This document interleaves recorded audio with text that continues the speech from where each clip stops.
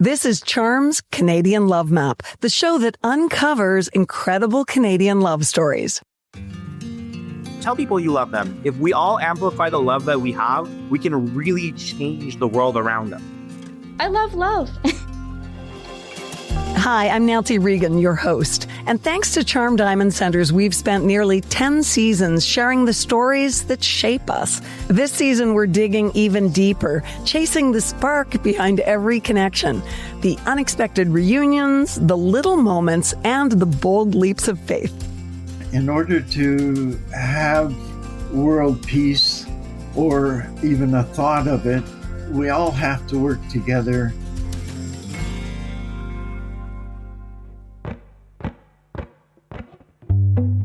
I remember giving my daughter, as an infant, her first taste of ice cream, and just the way her face lit up with delighted surprise. There's something. I mean, I guess that maybe there's something of the early food experience of milk being transformed into something that is completely other than anything else you might be used to having. It's basic, but it's transformed into something wonderful.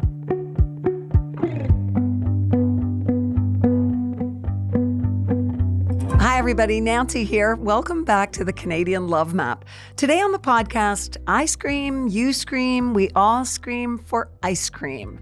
We are diving into an absolute vat of the frozen treat to learn the fabulous family story and the maritime connection behind the famous flavor, Moon Mist.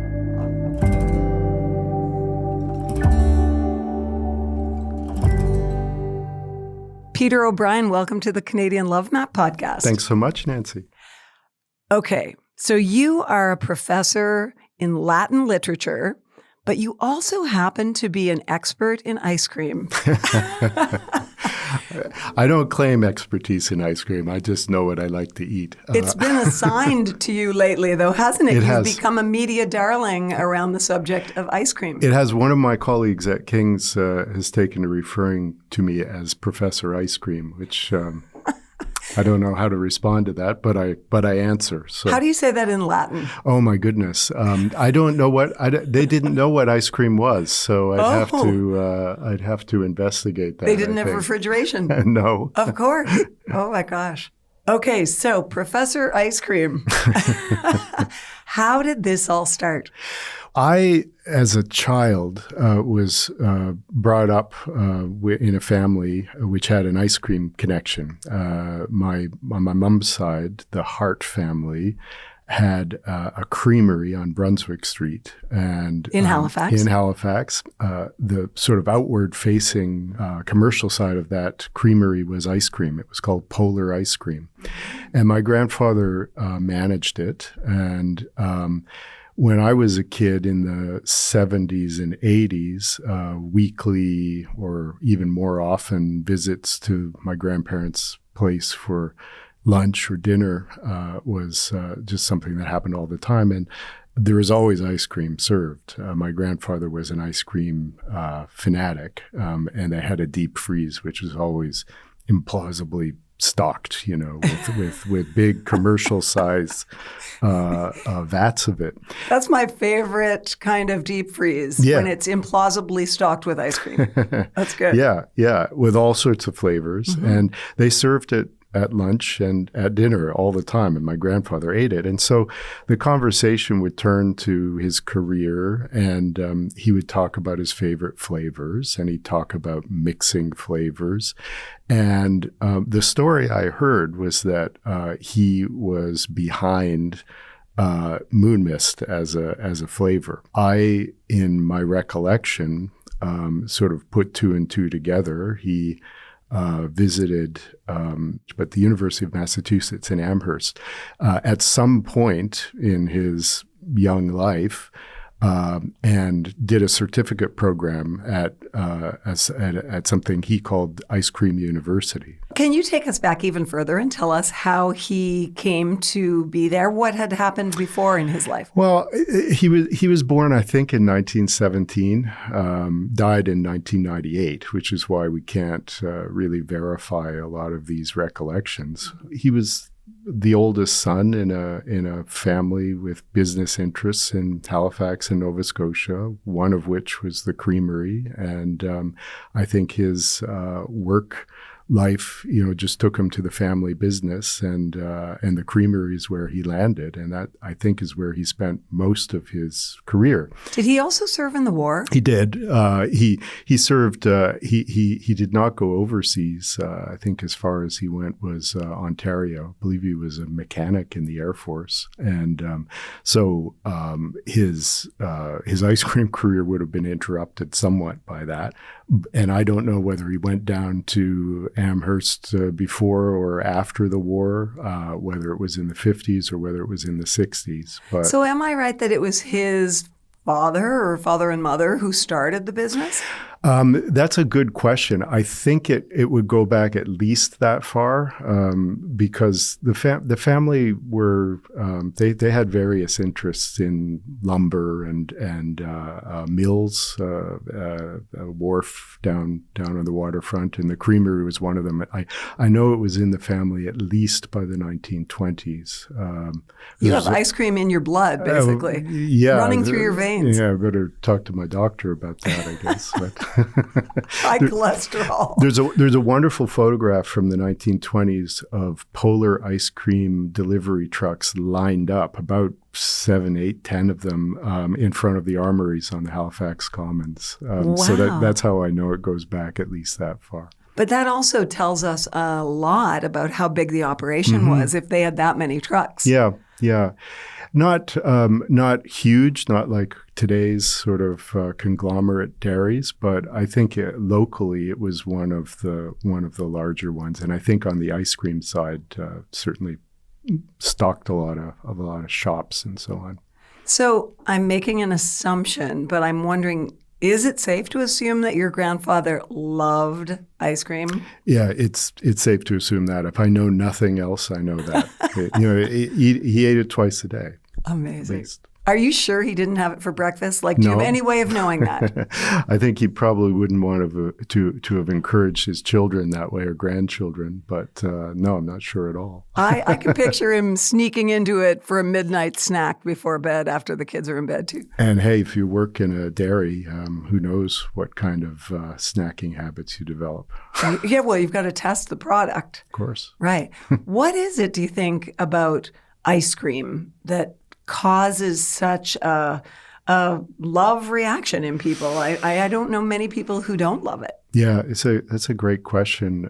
I remember giving my daughter as an infant her first taste of ice cream, and just the way her face lit up with delighted surprise. There's something. I mean, I guess that maybe there's something of the early food experience of milk being transformed into something that is completely other than anything else you might be used to having. It's basic, but it's transformed into something wonderful. Mm-hmm. It's kind of like wine, right? Yes. The basic ingredient becomes something transporting. Mm-hmm. What did it mean to you, this business, apart from the fact that you got it at lunch and dinner if you were at your grandparents'? What did it mean to your family having this business as you were growing up? It's funny, the way people talk about things when it's part of their routine is maybe different than the way we nostalgize about it, in after years. And I remember it just sort of always being a sort of a fact. And I don't imagine I made too much of it until I started to really think about it. And that would have happened, as I was older. I know we had hanging on my family home's wall a calendar from Polar Ice Cream, Polar Ice Cream promotional calendar with a photograph of my mother licking a great big dripping ice cream cone when she was about 5 years old with Shirley Temple curls and all of that. So it was always sort of a fixture that way. I suppose as soon as I learned to read, I would have seen Polar Ice Cream and known that was part of the story. Mm-hmm. I think a lot in terms of contribution. And when you consider what ice cream means to people, there is a real sense of true contribution when it comes to making ice cream, I think, in terms of the joy it gives people. Yeah. Yeah, it is. It is a joyful thing. It's like I say, it's not a necessary food, but it's somehow basic and it complementary to almost everything. I sort of frustrate my wife sometimes because I want to put ice cream on everything, in the dessert line at least, right? And she didn't grow up with that, but I did, and. It just somehow seems it's comforting, you know. It's like a dairy line to the past or something like that. That's it. For me, I think it would be a dairy line to the past and very much connected to relationships. Mm-hmm. Yeah. So what stories have you heard or did your grandfather pass down about, how ice cream connected people within families or maybe friends? I don't know. I remember I didn't get too many stories about it, and gosh, I wish now that I'd talked to him more about it. And but he was sort of a hands-on sort of person. I mean, he was in a management role, and the family owned the business, but he really liked to work in the environment of the creamery itself, and he liked to do deliveries. So I would hear stories about him doing, kind of emergency deliveries on a Sunday when the local canteen, wherever it happened to be, ran out, and he would go down and do that. So that certainly speaks to the importance of it, I love, okay, I have this image of someone dialing 911. We need ice cream. Yeah, ice cream emergency. Yeah. But I think of it as being something that grandparents do with their grandkids, or you might, find that a lot of people have memories of their parents going to buy them an ice cream. And it was like a step out of the everyday. Yes. Yeah, for sure. That trek to the local corner store or canteen in a park or whatever it was is or the beach. That's part of the whole experience. It kind of goes along with summer, although I wouldn't limit my ice cream intake to summer alone. Well, we're two peas in a pod in that. Trust me, I'll take ice cream any time of the year. I also think about the fact that if many of us consider vacation time with our parents, there are really core memories around vacationing with our parents if we're lucky to have had those times, because they might have been very busy otherwise. But when you're on vacation, it's almost like the parents get a chance to be present and be playing with the kids, whether you're on a trip or what have you.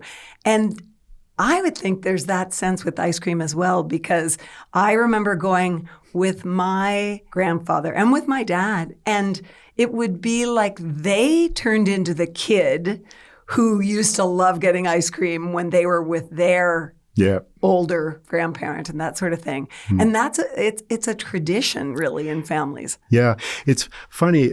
Some of the stories about moon mist flavor sort of touch on intersections of memory and nostalgia, but also place and vacation. So people remember moon mist in particular as a Nova Scotia thing or a maritime thing, and so you see as the flavors gain some popularity and is being reproduced in other places. Some of the people who knew it from Nova Scotia in their childhood aren't sure quite what to make of that. That they want to enjoy moon mist, but they don't really want to enjoy it in Ontario. They want to have to come back home to have it, because it evokes not just the taste memories, but all the other ones that go with it. So I understand that moon mist has now sort of jumped the rails and is not just in the realm of ice cream anymore.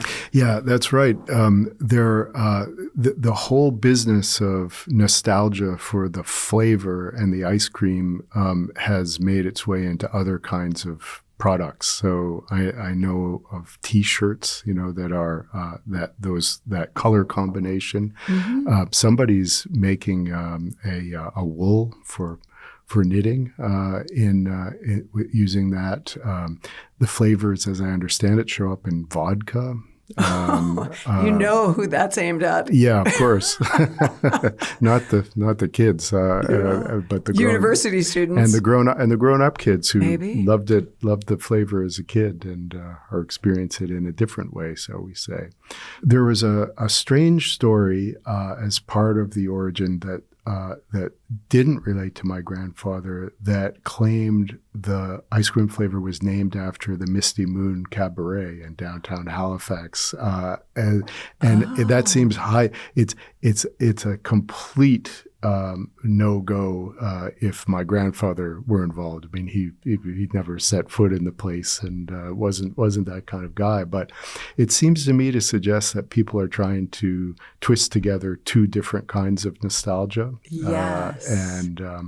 Yeah. Well, it was a pretty famous haunt. Yeah. And I can see why people would jump to that conclusion. Mm-hmm. But again, it shows you that stories are stories, and there's sometimes a mix of a blend of Right. truth and fiction. Right. Yeah.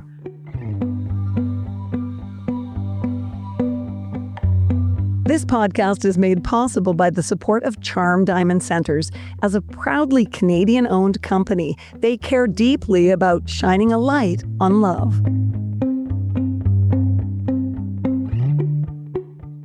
What exactly is moon mist, for those who don't know? And I will tell you very candidly, my kids have loved moon mist throughout their childhood. Yeah. They're adults. They probably still do. Yeah.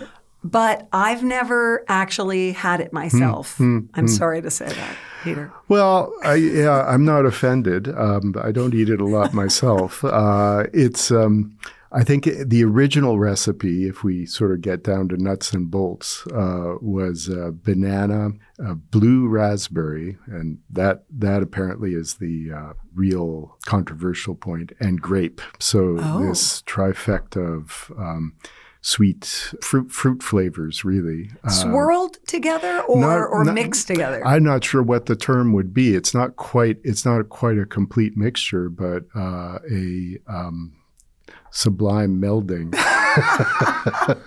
Are you sure you're not in marketing? No. Did you say melding or melting? I said, good one. A little of both. A little of both. Yeah, it's sort of like a Neapolitan effect. You have the three flavors present together, but they're not completely mashed up. So I want to just be candid and say I'm very curious to know how you became a media darling around moon mist ice cream and polar ice cream and the roots of the whole business. Well, as I told you, I heard this story growing up and repeated it when I was a kid, probably ad nauseum to my friends, and I grew up and I didn't repeat it so much anymore, but a friend of mine who is a journalist asked me one day, we happened to meet on the street, and he said, "Hey, didn't your grandfather make moon mist or something like that?" And I said, "Yeah." So the story goes. And a few days later, I was approached by a journalist from the Canadian Press who did a story that was carried locally and then elsewhere. And then it seemed to have touched not a nerve, but seemed to have piqued an interest, because I started getting calls from radio stations and other print media, and here I am sitting in a podcast studio for the first time.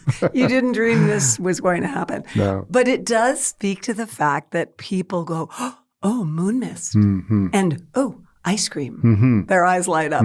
Their energy shifts. Yeah.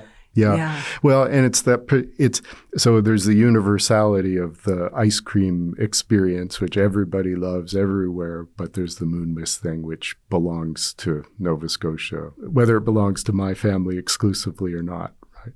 You're not being definitive about that. I don't think I can be, A couple of the journalists did really hard work to try to get to the root of the origin story, and they did a pretty good job of balancing out the claims, but I'm certainly not going to contradict any other origin story that seems plausible. What became of Polar ice cream?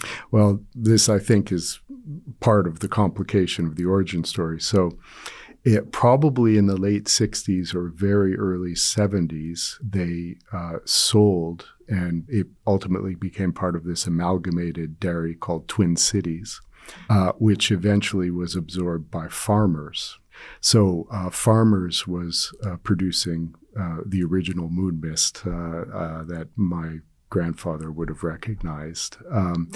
But at the same time, Scotsburn, a rival dairy on the north shore of Nova Scotia, produced it as well. And then Agripur absorbed Farmers, and I think is involved with Scotsburn as well. I think Scotsburn may be part of it. So the rival flavors were marketed by the same company ultimately, and they opted for the blue bubblegum replacement instead of the blue raspberry. I was going to say, it does sound like the business got melded. Yeah. The ice cream all got melded. Yeah. All mixed up. And so there's a local man who worked as a food scientist for Farmers Dairy early in the 70s who remembers the invention, I suppose, of Moon Mist under his watch. At that point, Farmers and Twin Cities were two separate entities, as I understand it. So that may be true. I just don't know. And my grandfather isn't around to answer for it. What is your favorite memory of having ice cream as a kid? Is there something that stands out for you? As I said, I'm a fan of mixing ice cream with other things, and I love